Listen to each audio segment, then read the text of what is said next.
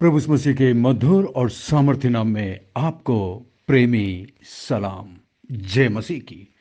Daily Bible संदेश में आपका हार्दिक स्वागत है। आज 17 जनवरी है और परमेश्वर को धन्यवाद कि उसने हमें फिर से एक नया दिन दिया है, एक नया सवेरा दिया है, ताकि हम अपने जीवन के चाल चलन, सोच विचार और आचरण के द्वारा उस परमेश्वर को महिमा दें जिसने हमें ये आज की जिंदगी दी है।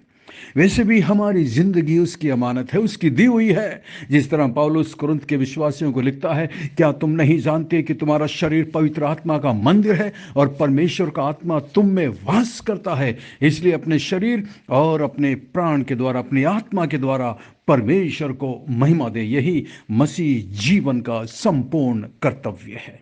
मैं आशा करता हूं आज आप और आपका परिवार मसीह में आनंदित होंगे, स्वस्थ होंगे। सर्दी बहुत ज़्यादा है और मैं चाहूँगा कि आप अपना ख्याल रखें, अपने परिवार का ख्याल रखें, क्योंकि ये शरीर पवित्र आत्मा का मंदिर है। इसे साफ और स्वच्छ और हेल्दी रखना हमारे जीवन का परम कर्तव्य है। परमेश्वर हम में से प्रत्येक की मदद करे और मैं आप में से प्रत्येक का बहुत बहुत धन्यवादी हूँ कि आज आपने फिर से ये अपना कीमती वक्त निकाला कि आप हमारे साथ इस बाइबल संदेश में जुड़े। मेरी आशा, मेरी प्रार्थना यह है कि आज के इस थोड़े से समय के मनन के द्वारा परमेश्वर आपके दिलों से बातचीत करेंगे। इस वक्त सुबह के 5 बज रहे हैं और मैं आशा करता हूँ कि परमेश्वर आप पर दया करके, परमेश्वर ने आपको एक नया दिन दिया है। इसलिए आज जब आप इस दिन को शुरू करते हैं, ये प्रण कीजिए, ये फैसला करिए कि आज मैं जहाँ भी जाऊँ, जो कुछ करूँ, जो कुछ बोलूँ, जो कुछ करता हूँ, सबके द्वारा परमेश्वर को महिमा दूंगा। आइए आज के मनन के लिए हम फिलिपियों की किताब 3 अध्याय और उसकी 12वीं आयत से हम देखेंगे। यहाँ पर पौलुस फिलिपियों के विश्वासियों को लिखता है, यानी कि पवित्र आत्मा पौलुस से जब इस बात को लिखवा रहा है तो पवित्र आत्मा के मन में, परमेश्वर के मन में आप और मैं भी थे। मेरी तस्वीर थी, आपकी तस्वीर थी। वो आपके बारे में जानता था आपके पैदा होने से बहुत समय पहले। जिस तरह हम कुरिन्थियों की किताब में पढ़ते हैं, जगत की उत्पत्ति से पहले उसने आपको और मुझे चुना है। तो जरा सोचिए, कितने समय पहले से उसके मन में, उसके दिमाग में आपकी तस्वीर थी। तो आपको भी ध्यान में रखते हुए परमेश्वर पौलुस के द्वारा, पवित्र आत्मा के द्वारा ये लिखवा रहे हैं और पौलुस उनको लिखता है 12वीं आयत में, ये मतलब नहीं कि मैं पा चुका हूं। मैं फिर एक बार निवेदन करूंगा कि यदि आपके पास अपनी बाइबल हो तो जरूर अपनी बाइबल में देखिएगा, क्योंकि विश्वास सुनने से और सुनना परमेश्वर के वचन से आता है। और मैं ये पूरी कोशिश करता हूं कि मैं परमेश्वर के वचन को आपके सामने रखूं। मेरे विचार या मेरी बातें या मेरा ज्ञान आपको कोई आत्मिक लाभ नहीं पहुंचाएगा। लेकिन जब आप प्रार्थना के साथ परमेश्वर के वचन में से पढ़ेंगे, परमेश्वर अपनी पवित्र आत्मा के द्वारा आपके दिलों से बातचीत करेंगे। क्योंकि आजकल बहुत सारे झूठे नबी, झूठे भविष्यद्वक्ता चारों तरफ निकल पड़े हैं, जो परमेश्वर के वचन को तोड़ मरोड़ कर अपने फायदे के लिए, अपने स्वार्थ के लिए लोगों के सामने रखते हैं। परंतु मेरी ये प्रार्थना है, परमेश्वर मेरी मदद करे कि मैं अपने लाभ के लिए या अपने स्वार्थ के लिए परमेश्वर के वचन के साथ कभी खिलवाड़ ना करूं।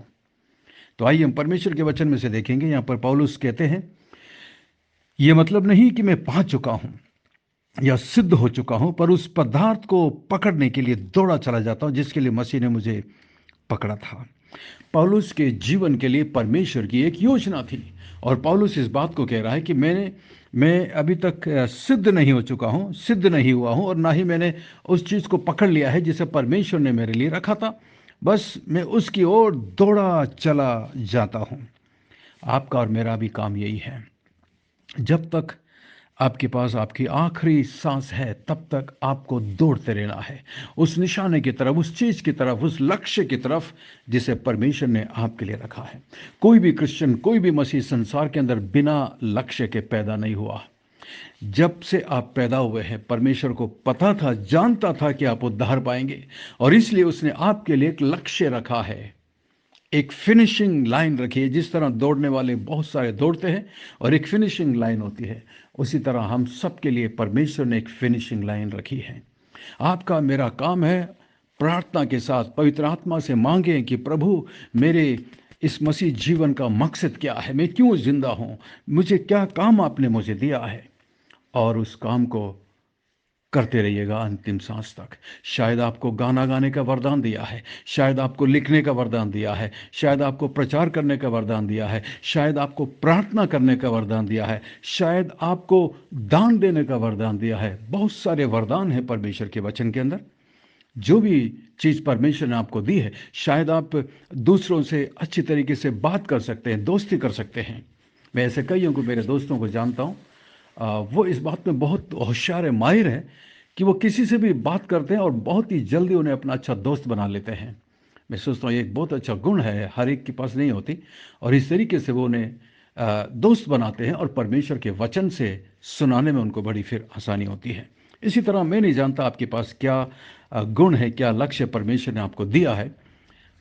आपका काम है पवित्र आत्मा से प्रार्थना करें और पूछें कि प्रभु, मुझे अपने राज्य के लिए क्या करना है, आप अपने राज्य के लिए मुझसे क्या करवाना चाहते हैं, मुझ पर प्रकट करिए, और परमेश्वर आप पर प्रकट करेगा, और फिर उस काम के प्रति वफादार बने रहिएगा। शायद आप एक अच्छी माँ बनने के लिए परमेश्वर ने आपको रखा है, आपके बच्चों के लिए एक आदर्श बनने के लिए रखा है, दूसरी स्त्रियों के लिए एक आदर्श बनने के लिए परमेश्वर ने आपको रखा है। परमेश्वर आपको इस काम के लिए इस्तेमाल करेगा। जिस तरह पौलुस कहता है, यह मतलब नहीं कि मैं पा चुका हूं या सिद्ध हो चुका हूं। पौलुस सिद्ध नहीं हुआ, पर उस पदार्थ को पकड़ने के लिए दौड़ा चला जाता हूं जिसके लिए मसीह ने मुझे पकड़ा था। हे भाइयों, मेरी भावना ये नहीं कि मैं पकड़ चुका हूं। पौलुस कहता है कि मैं सिद्ध नहीं हुआ हूं, मैंने उस काम को पूरा नहीं किया है, और ना ही मैं उसको पकड़ चुका हूं, परंतु केवल ये एक काम करता हूं कि जो बातें पीछे रह गई हैं उनको भूलकर आगे की बातों की ओर बढ़ता हुआ चला जाता हूं। शैतान आपको परमेश्वर के काम से रोकने के लिए आपको आपकी असफलताओं को बार बार याद दिलाएगा। पिछले साल, पिछले जीवन में, मसीह में आने से पहले या फिर मसीह में आने के बाद कई बार आप गिरे होंगे, कई बार आपसे गलतियां हुई होगी, कई असफलताएं आपके जीवन में आई होगी पिछले साल, और शैतान इन चीज़ों को आपको बार बार याद दिलाकर आपको रोकने की कोशिश करेगा। लेकिन आपको उन चीज़ों पर ध्यान नहीं देना है, आपको अपने पापों के लिए क्षमा मांगनी है, क्योंकि यूहन्ना, पहला यूहन्ना 1:9 में लिखा है, यदि हम अपने पापों को मान लें तो वो हमें हमारे पापों से क्षमा करने में और हमें सब अधर्म से शुद्ध करने में विश्वास योग्य और धर्मी परमेश्वर है। इसलिए जब परमेश्वर ने आपको माफ़ कर दिया है, जब आपने परमेश्वर से माफ़ी मांग ली है, फिर आपको पीछे की तरफ मुड़कर उन पापों की तरफ ध्यान देने की जरूरत नहीं है, क्योंकि वो पाप आपको निराश करेंगे, आपको दुखी करेंगे, आपको पीछे की तरफ खींच के ले जाएंगे। वो पाप आपके कंधों पर, आपके सिर पर एक गठरी की तरह शैतान आपके कंधों पर बांधने की कोशिश करेगा, ताकि वो आपको उस दौड़ से वंचित कर सके, रोक सके। परंतु पौलुस कहता है कि मैं पीछे की बातों को भूल कर आगे की बातों की ओर बढ़ता हुआ निशाने की ओर दौड़ा चला जाता हूं। निशाने की ओर, एक लक्ष्य की तरफ। बिना लक्ष्य के यदि आप दौड़ेंगे, आपका जीवन व्यर्थ होगा, दौड़ना व्यर्थ होगा।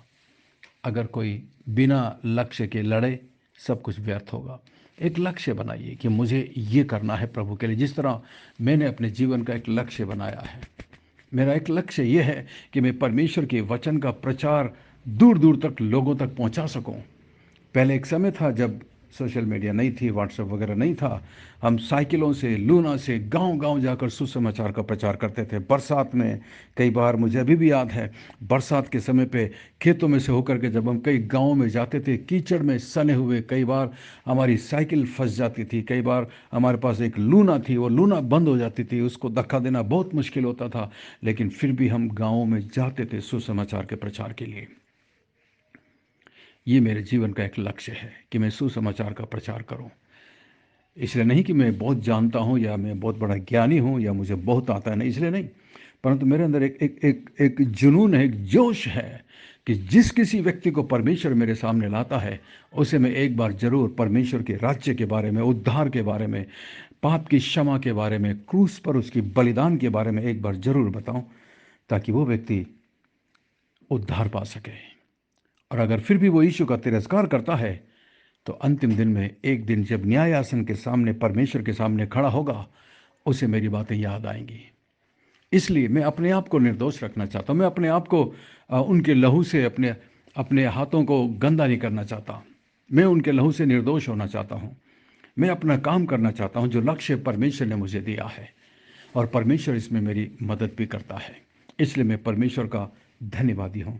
पता नहीं परमेश्वर ने आपके लिए कौन सा निशान रखा है, कौन सा काम आपके लिए रखा है।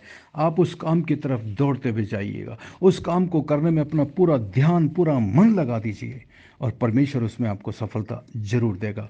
पौलुस कहता, निशाने की ओर दौड़ा चला जाता हूँ ताकि वो इनाम पाऊँ जिसके लिए परमेश्वर ने मुझे मसीह में ऊपर बुलाया है। हर व्यक्ति इनाम पाने के लिए दौड़ता है। कोई भी इसलिए नहीं दौड़ता है कि चलो दौड़ते हैं, कोशिश करते हैं, मिलेगा तो ठीक है, नहीं तो नहीं। नहीं नहीं नहीं, हर व्यक्ति ये सोचकर भागता है, ये सोचकर दौड़ता है कि इनाम मुझे लेना है। उसी तरह हमारा मसीह जीवन भी होना चाहिए।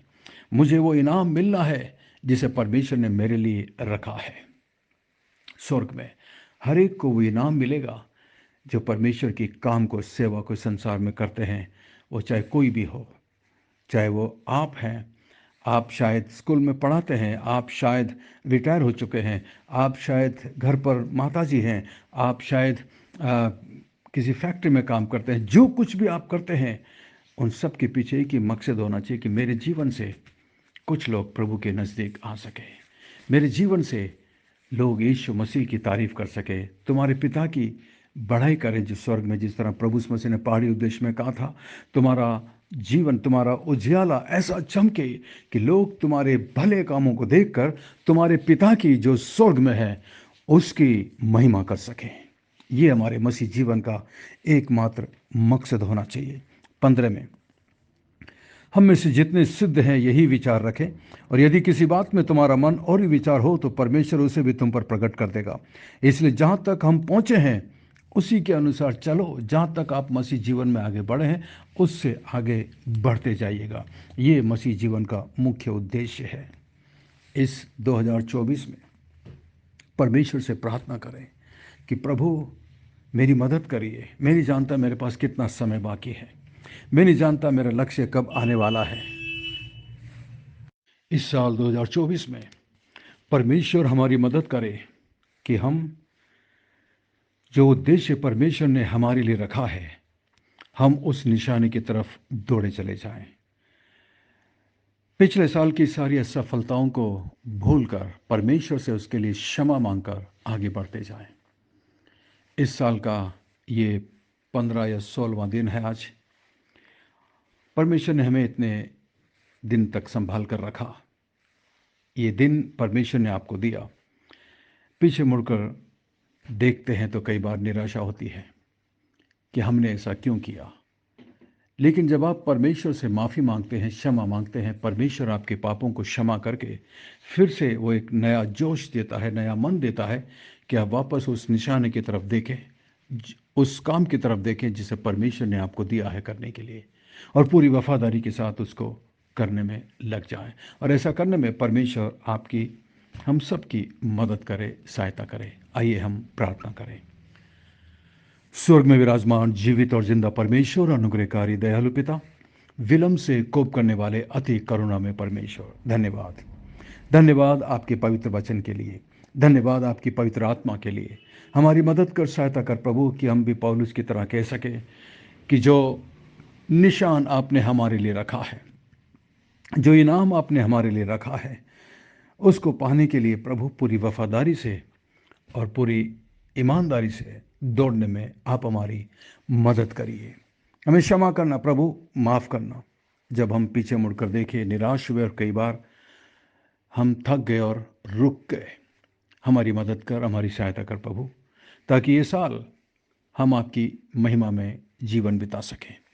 मेरे साथ इस वक्त जितने भी लोग बाइबल संदेश से जुड़े हुए हैं प्रभु जी, मेरी बहन, मेरे भाई जो इस वक्त मेरे साथ प्रार्थना में हैं, मैं प्रार्थना करता हूं कि प्रभु आपकी दया, आपका अनुग्रह उनके जीवन पर बना रहे। मान परमेश्वर, क्योंकि आपके लिए कुछ भी मुश्किल नहीं है। मान परमेश्वर, मैं प्रार्थना करता हूं कि आप उन पर अनुग्रह करें, दया करें। मान परमेश्वर, अनुग्रह कर, दया कर प्रभु। अपने हाथों को बढ़ाकर उन्हें छू लीजिए मान परमेश्वर। मैं विशेष प्रार्थना करता हूं भाई भोला साहू के लिए, एमपी से मान परमेश्वर। वो पिछले कई दिनों से प्रभु जी पीड़ित थे, परेशान थे, दुष्ट आत्मा उन्हें परेशान कर रही थी प्रभु जी। लेकिन मैं प्रार्थना करता हूं कि आप अपने पवित्र आत्मा की शक्ति से उसे भर दीजिए। महान परमेश्वर, जो उद्देश्य आपने उस भाई के लिए रखा उसे उस पर प्रकट करिए मान परमेश्वर, और अनुग्रह कर प्रभु। धन्यवाद, धन्यवाद, धन्यवाद मान परमेश्वर। मैं प्रार्थना करता हूं बहन शिफाली कैथलिक के लिए मान परमेश्वर, आप उन पर भी अनुग्रह करना, दया करना मान परमेश्वर। धन्यवाद, उन्हें आपने इस ग्रुप से जोड़ा प्रभु जी। मैं प्रार्थना करता हूं प्रभु जी और भी कई नए लोग जो इस ग्रुप से जुड़े हैं मान परमेश्वर, प्रत्येक पर आप अनुग्रह और दया करना मान परमेश्वर। और भी जरूरतमंद लोगों को जो तेरे वचन के भूखे और प्यासे हैं, उन्हें आप इस बाइबल संदेश ग्रुप से जोड़ना मान परमेश्वर। और जिन लोगों को आपने इस ग्रुप से जोड़ा है, वो मैं उनमें से प्रत्येक के लिए आपका धन्यवाद देता हूं मान परमेश्वर। प्रार्थना करते हैं मान परमेश्वर सिस्टर बीना लॉन्गसन के लिए प्रभु जी, आप उन्हें आशीष देना, उनके बच्चों को आशीष दे, उनके उनके परिवार को आशीष देना मान परमेश्वर, उन्हें स्वस्थ रखना मान परमेश्वर, अपनी महिमा के लिए इस्तेमाल करना जहाँ पर भी आपने उनको रखा है। मैं प्रार्थना करता हूँ मान परमेश्वर आंटी प्रेमला के लिए प्रभु जी, तेरी दया तेरा अनुग्रह उनके जीवन पर बनी रहे प्रभु जी। मैं प्रार्थना करता हूँ सिस्टर रोजलिन के लिए प्रभु जी, मान परमेश्वर इस सर्दी के मौसम में आप उन पर अपनी कृपा अपना अनुग्रह बनाए रखना मान परमेश्वर। सिस्टर जॉली के लिए हम प्रार्थना करते हैं, उनके परिवार में प्रभु, उनकी बेटी के लिए, उनके हस्बैंड के लिए मैं प्रार्थना करता हूँ, उनके जॉब पर आपकी आशीष रहे मान परमेश्वर, उनके परिवार में तेरी आशीष रहे मान परमेश्वर। मैं प्रार्थना करता हूँ ब्रदर गैरी के लिए मान परमेश्वर, सिस्टर मैगी के लिए मैं प्रार्थना करता हूँ, उनके बच्चों पर अनुग्रह और दया करना मान परमेश्वर। मैं प्रार्थना करता हूँ सिस्टर पूजा प्रवीण के लिए प्रभु, उनके परिवार पर तेरी आशीष रहे, तेरी करुणा उनके परिवार पर बना रहे मान परमेश्वर। धन्यवाद। मैं प्रार्थना करता हूँ मान परमेश्वर सिस्टर एंजेलिना के लिए मान परमेश्वर, उन पर भी आप अनुग्रह और दया करना मान परमेश्वर। आपके लिए कुछ भी मुश्किल नहीं है। भाई बंटी के लिए प्रार्थना करता हूँ प्रभु, जो कई दिनों से बीमारी की हालत में मान परमेश्वर अस्पताल में भर्ती थे प्रभु जी, आप उन पर अनुग्रह और दया करिए प्रभु जी। इंसान के लिए मुश्किल है प्रभु, डॉक्टर्स के लिए मुश्किल है, लेकिन आपके लिए कुछ भी मुश्किल नहीं है प्रभु। आप अपने हाथों को बढ़ाकर उन्हें चंगाई दीजिए, स्वस्थ करिए प्रभु, ताकि उनका ईमान, उनका विश्वास आप में और भी बढ़ता चला जाए प्रभु। और भी मैं बाकी प्रत्येक के लिए भी प्रार्थना करता हूँ, प्रत्येक पर अनुग्रह और दया करना मान परमेश्वर। धन्यवाद, धन्यवाद, धन्यवाद प्रभु, हमारी विनती प्रार्थना को सुनकर जवाब देने के लिए धन्यवाद। सब कुछ यीशु मसीह के मीठे महापवित्र नाम से मांगते हैं, आमीन, आमीन। मैं आशा करता हूं आज के संदेश के द्वारा परमेश्वर ने आपके दिलों से बातचीत की है। यदि आप आशीषित हुए हैं तो हमें जरूर लिखकर बताइएगा, और इस संदेश को अपने दूसरे मसीही दोस्त भाई बहनों के साथ जरूर जरूर शेयर करिए, ताकि आपके द्वारा वो भी आशीषित हो सके। और यदि इस संदेश को आपने पहली बार सुना है तो आप हमारे बाइबल संदेश ग्रुप में शामिल हो सकते हैं। हमारा नंबर है 9927464924। Pastor Mani Thomas, Emmanuel Believers Church Agra. हम आपसे प्रेम करते हैं, आपकी परवाह करते हैं, आपके लिए प्रार्थना करते हैं। यदि आपके पास प्रार्थना का कोई विशेष निवेदन है, या कोई आज के वचन में से कोई संदेह या सवाल है, तो हमें ज़रूर लिख भेजिएगा, हम ज़रूर उसका रिस्पॉन्स देंगे। अंत में एक सवाल है, आज की आयत 13 को पढ़कर बताइएगा। पौलुस बोलता है, हे भाइयों, मेरी भावना ये नहीं कि मैं पकड़ चुका हूँ, परंतु केवल एक काम करता हूँ। वो एक काम क्या है जो पौलुस अपने जीवन में करता है और हमें भी करने की आवश्यकता है? वो एक काम क्या है, उसे पढ़कर जरूर बताइएगा। परमेश्वर आपको बहुत बहुत आशीष दे। थैंक यू, धन्यवाद। God bless you, we love you, have a great great day, take care.